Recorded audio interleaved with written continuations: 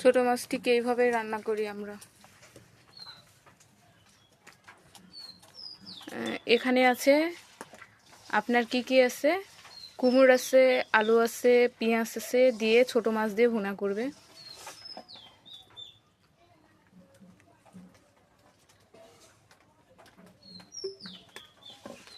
এইভাবে মাখিয়ে নিয়ে অনেক সুন্দর করে রান্না করে।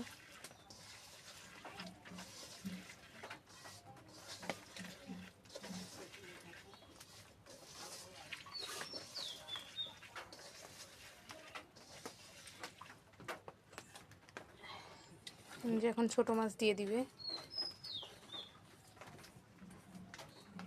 আপনারা ঠিক এভাবে ট্রাই করবেন।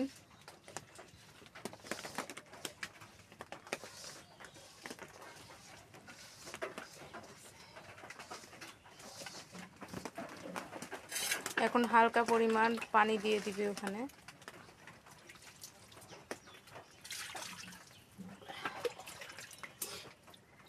হ্যাঁ, ওখানে পানি দিয়ে দিবে পরিমাণ মতো। আপনারা যে পরিমাণ রাখবেন সে পরিমাণ মতো পানি দিয়ে দিবেন। যেহেতু আমি একটু ঝোল ঝাল খাইতে বেশি ভালোবাসি, এই জন্য একটু ঝোল রাখবে, পানি একটু দিতে হবে। আচ্ছা, এবার ঢাকনা দিয়ে ঢেকে দিবে।